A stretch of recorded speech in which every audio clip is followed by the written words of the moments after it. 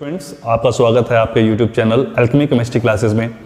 आज का जो टॉपिक है वो बहुत ही इम्पॉर्टेंट है, जिसमें हम पढ़ने वाले हैं एल्कीन से अल्कोहल की फॉर्मेशन।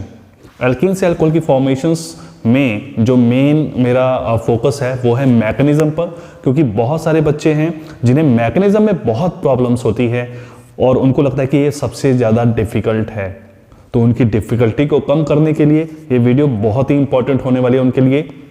पूरी वीडियो देखिए, लाइक करिए और सब्सक्राइब भी करिए, ठीक है, ताकि आपके लिए मैं ज़्यादा से ज़्यादा कंटेंट बना सकूं। तो चलिए, आज हमारा जो टॉपिक है वो है एल्कीन से अल्कोहल की फॉर्मेशन, जिसमें हम सिमेट्रिकल और अनसिमेट्रिकल की थोड़ी सी बात कर लेंगे और ज़्यादा से ज़्यादा फोकस करेंगे एल्कीन से अल्कोहल के फॉर्मेशन के मैकेनिज्म में। तो यहाँ पे हम मैकेनिज्म पे ज़्यादा फोकस करने वाले हैं। तो चलिए, सबसे पहले देखते हैं हमारे पास क्या है। हम एल्कीन टू अल्कोहल की बात करने वाले हैं। कई बार कन्वर्जन में भी ये आपको हेल्प करेगा कि एल्कीन से अल्कोहल की फॉर्मेशन कैसे होती है। ओके, तो अगर हम एल्कीन से अल्कोहल की फॉर्मेशन की यहाँ पे बात कर रहे हैं, तो जो सबसे इंपॉर्टेंट इसमें ये है कि एल्कीन की जब आप हाइड्रेशंस करवाएंगे, जब क्या करवाएंगे, एल्कीन की हाइड्रेशंस करवा देंगे। अब हाइड्रेशंस के लिए क्या चाहिए हमें? वाटर मॉलिक्यूल, है ना।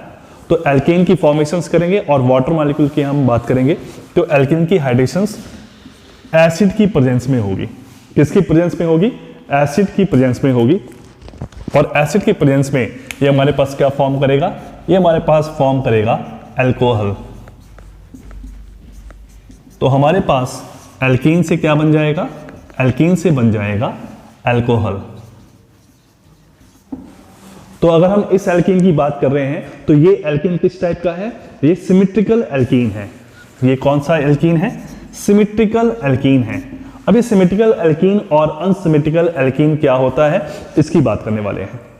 सिमेट्रिकल एल्कीन होता है जब डबल बॉन्ड के across number of carbon same हो, नंबर ऑफ कार्बन क्या हो? सेम हो, तो वो होते हैं symmetrical alkene.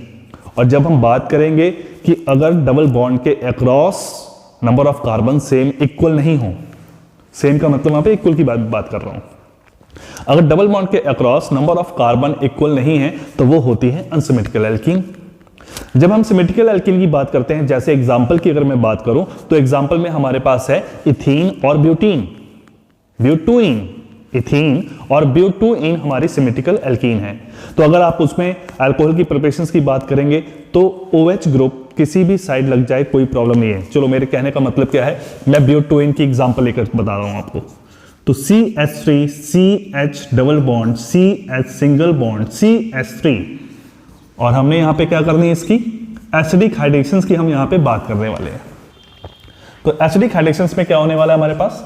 CH3, CH, CH, CH3, OH and H, ठीक है।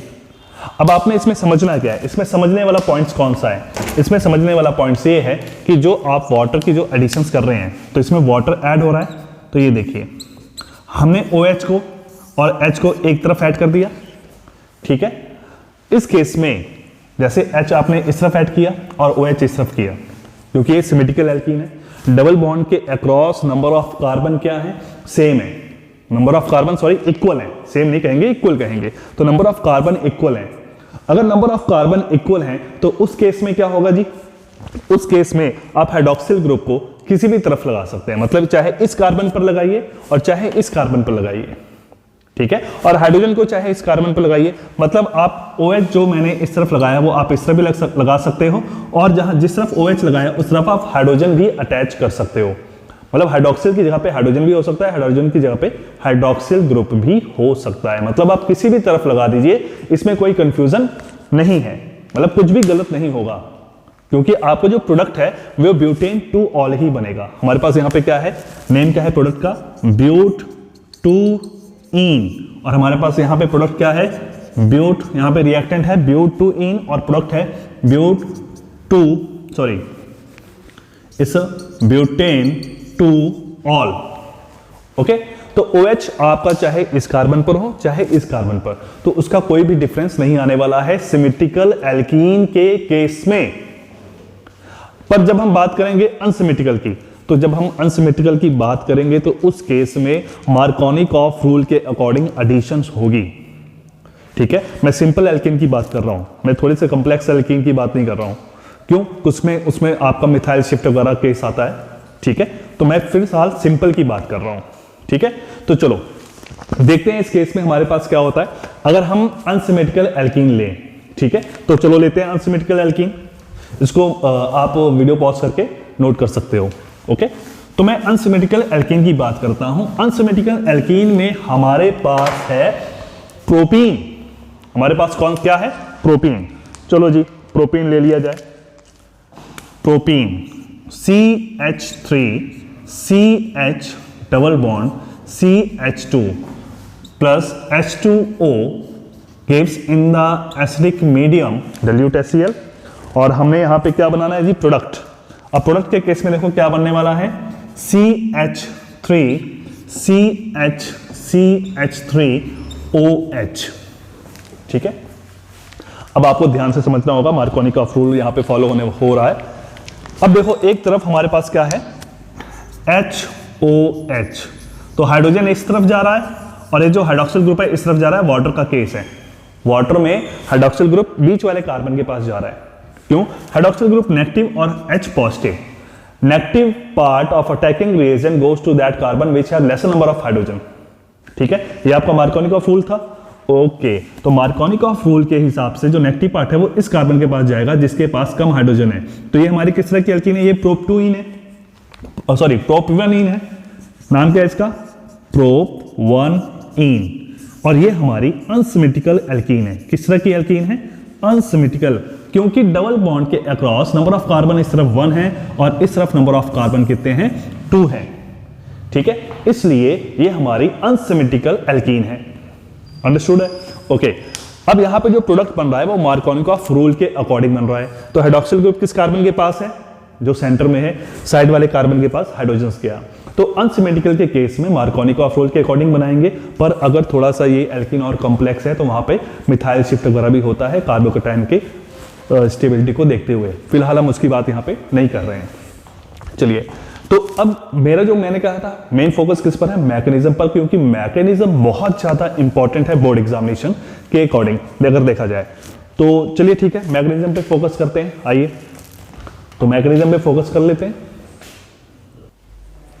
ओके, तो हम लोग स्टार्ट करते हैं mechanism of acidic hydration of alkene. तो एसिडिक हाइड्रेशन ऑफ एल्कीन में हम 3 स्टेप की बात करेंगे। सबसे पहले इस मैकेनिज्म में कितने स्टेप्स हैं? इस मैकेनिज्म में है 3 स्टेप्स। अब 3 स्टेप में सबसे पहला जो स्टेप्स है आपका वो है, देखिए, प्रोटोनेशन ऑफ वाटर की हम सबसे पहले इसमें बात करेंगे, तो उसको जनरल स्टेप में लेंगे। तो H2O प्लस H पॉजिटिव, तो इससे हमारे पास क्या बनने वाला है? हाइड्रोनियम आयन बनने वाला है। क्या बनने वाला है? Hydronium ion, H3O positive. Okay, अब इस केस में सबसे पहले क्या होने वाला है ये आपने समझना है। Step 1, step 1। तो स्टेप 1 में हमारे पास सबसे पहले एल्कीन क्या करेगी? एल्कीन की प्रोटोनेशन होगी। तो आइए देखते हैं, यहां पे आप लिख सकते हो प्रोटोनेशन ऑफ एल्कीन। जो भी एल्कीन है उसमें आपकी प्रोटोनेशन होने वाली है। ठीक है जी। अब प्रोटोनेशन के केस में सबसे पहले देखो, पहले स्टेप में कार्बन डबल बॉन्ड कार्बन। ठीक है, अब यहां पे हमारे पास क्या है? हाइड्रोनियम आयन है। हाइड्रोनियम आयन आप इस तरह से ड्रॉ कर सकते हैं, यहां पे पॉजिटिव चार्ज। अब क्या होगा, क्योंकि ये अनसैचुरेटेड सिस्टम है, पाई इलेक्ट्रॉन सिस्टम है और ये अनस्टेबल है, तो ये अपने बॉन्ड के इलेक्ट्रॉन क्या करेगा? वापस लेगा। ऑक्सीजन इलेक्ट्रोनेगेटिव है, इसलिए इलेक्ट्रॉन के बॉन्ड के इलेक्ट्रॉन लेना चाहेगा। ओके, तो ये इस तरफ शिफ्ट होगा तो H पॉजिटिव रिलीज होगा, तो ये पाई सिस्टम क्या करेगा? इस प्रोटॉन को अपनी तरफ अट्रैक्ट कर लेगा। जब इस तरफ अट्रैक्ट करेगा तो हमारे पास क्या होगा? एल्कीन की प्रोटोनेशन हो जाएगी। तो देखो क्या फॉर्मेशन होने वाला है। अब कार्बन का डबल बॉन्ड ब्रेक हो गया तो इसकी वैलेंसी कम हो गई। वैलेंसी कम होने पर इस कार्बन पर पॉजिटिव चार्ज आएगा और साथ में क्या आ जाएगा? Water molecule. ठीक है, तो आप यहां पे देख सकते हो इस पर क्या सा चार्ज आ रहा है? इस पर पॉजिटिव चार्ज आ रहा है। ठीक है जी, कौन सा चार्ज आ रहा है? पॉजिटिव चार्ज आ रहा है। क्यों आ रहा है? क्योंकि वैलेंसी कम हो रही है, तो ये अनस्टेबल है। अनस्टेबल है तो आगे नेक्स्ट स्टेप पे देखते हैं। नेक्स्ट स्टेप कौन सा है? स्टेप 2। Step 2 nucleophilic attack. ठीक है, किसकी बात करने वाले हैं? Nucleophilic attack. सेकेंड स्टेप है न्यूक्लियोफिलिक अटैक की। अब न्यूक्लियोफिलिक अटैक का जो केस है उसमें हम देखते हैं कि न्यूक्लियोफिलिक अटैक में क्या होने वाला है। ठीक है, और न्यूक्लियोफाइल का काम कौन करेगा ये भी ध्यान में रखना है। तो हमारे पास है ये वाला स्टेप, हम फिर से यहां से इसको लेंगे। ठीक है,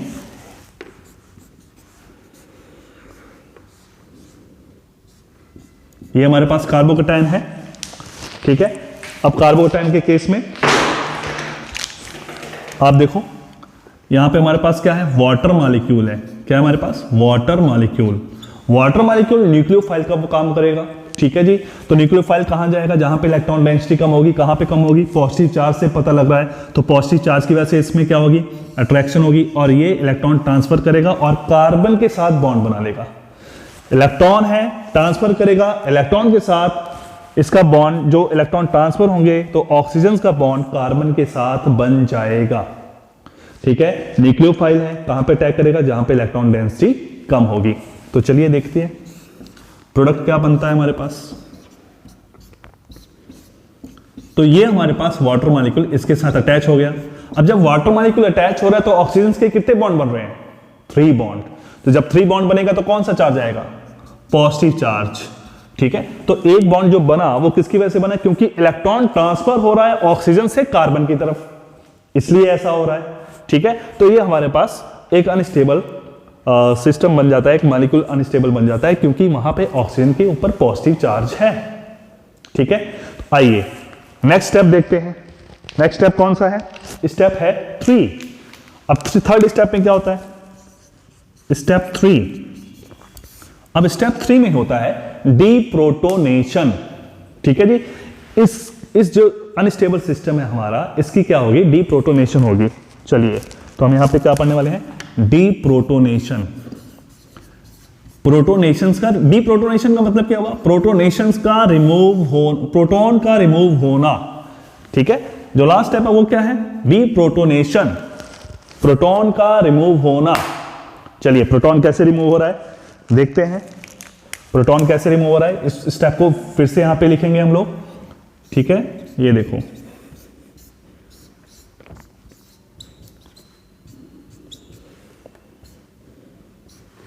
ठीक है। अब इस स्टेप में क्या होने वाला है, बहुत ध्यान से देखना इसमें। ठीक है, इसके ऊपर पॉजिटिव चार्ज है, 2 इलेक्ट्रॉन है।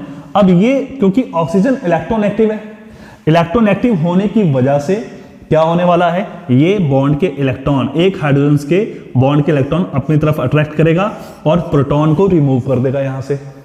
ठीक है, तो प्रोटॉन को रिमूव करेगा तो क्या बन जाएगा, ध्यान देना, कार्बन, हाइड्रोजन, कार्बन, OH, सारी वैलेंसी शो कर दो, प्रोटॉन निकल गया। ठीक है, अब ये जो प्रोटॉन निकल रहा है आप वाटर के साथ भी शो कर सकते हो, यहां पे वाटर शो करके हाइड्रोनियम आयन फिर से बना सकते हो। ठीक है, मतलब कहने का मतलब ये है कि यहां पे आपने वाटर मॉलिक्यूल शो कर दिया। ठीक है, कि वाटर मॉलिक्यूल है, प्रोटॉन वाटर मॉलिक्यूल ले जाएगा और यहां पे आप क्या लिख सकते हो, H3O पॉजिटिव भी लिख सकते हो, H3O पॉजिटिव, ये भी कर सकते हो आप। ठीक है, अगर आप प्रोटॉन को भी शो कर रहे हो तो कोई उसका इशू नहीं है। तो यहां पे क्या हो रहा है, डीप्रोटोनेशन हो रही है इस कंपाउंड की, जो कंपाउंड अनस्टेबल कंपाउंड बन रहा है। ठीक है, तो आते हैं इसको एक बार फिर से समराइज कर लेते हैं। ठीक है, चलिए देखिए, सबसे पहले हमने mechanism of acidic dehydration of alkene की हमने बात की है। उसमें हमने क्या कहा है, सबसे पहले हमने ये कहा है कि पहले वाटर की प्रोटोनेशन होगी, क्योंकि प्रोटॉन कहां से आ रहा है, प्रोटॉन आ रहा है एसिड से, तो एसिड से प्रोटॉन हाइड्रोनियम आयन बनाएगा। हाइड्रोनियम आयन जब बन जाएगा तो उसके बाद एल्कीन की सबसे पहला स्टेप क्या है, एल्कीन की प्रोटोनेशन होगी। एल्कीन की जब प्रोटोनेशन होगी तो कार्बोकैटायन की फॉर्मेशन हो रही है। कार्बोकैटायन की फॉर्मेशन होने के बाद न्यूक्लियोफाइल अटैक करेगा, न्यूक्लियोफिलिक अटैक होगा। न्यूक्लियोफिलिक अटैक कौन कर रहा है, वाटर कर रहा है। वाटर इस कार्बन के ऊपर अटैक करेगा, क्या बन जाएगा हमारे पास, एक अनस्टेबल सिस्टम जहां से प्रोटॉन बाहर निकलेगा। लास्ट में जब डीप्रोटोनेशन करते हैं, थर्ड स्टेप में डीप्रोटोनेशन होने के बाद हमारे पास क्या बन रहा है, अल्कोहल की फॉर्मेशन हो रही है। तो ये है सारे स्टेप, स्टेप बाय स्टेप आप इसको रिपीट करके दोबारा देख सकते हैं। ठीक है, और अगर आपको इजी लगा, आपको बेटर लगा तो मुझे आप कमेंट दे सकते हैं, ताकि मैं इसको और ही बेहतर तरीके से इस तरह के जो भी मैकेनिज्म है 4-5 जो भी मैकेनिज्म है आपकी केमिस्ट्री में बोर्ड एग्जाम के लिए जो इंपॉर्टेंट है वो मैं आपको वीडियो बनाकर दे सकूं। ओके, तो hope you have understood it well, और आपने इसको अंडरस्टैंड भी किया होगा अच्छे से और समझा भी होगा। ये बहुत ही इंपॉर्टेंट है, मैं फिर से कह रहा हूँ, ये किसी भी बोर्ड के लिए बहुत इंपॉर्टेंट है, वो पंजाब स्कूल एजुकेशन बोर्ड हो, वो आपका CBSE बोर्ड हो, वो आपका ICSE बोर्ड हो, सभी बोर्ड के लिए ये जो स्टेप्स हैं, ये जो चीज़ें हैं, ये mechanism of acidic hydration of alkene is one of the important topic. Okay, thank you very much, और लाइक करिए, सब्सक्राइब करिए। Thank you very much.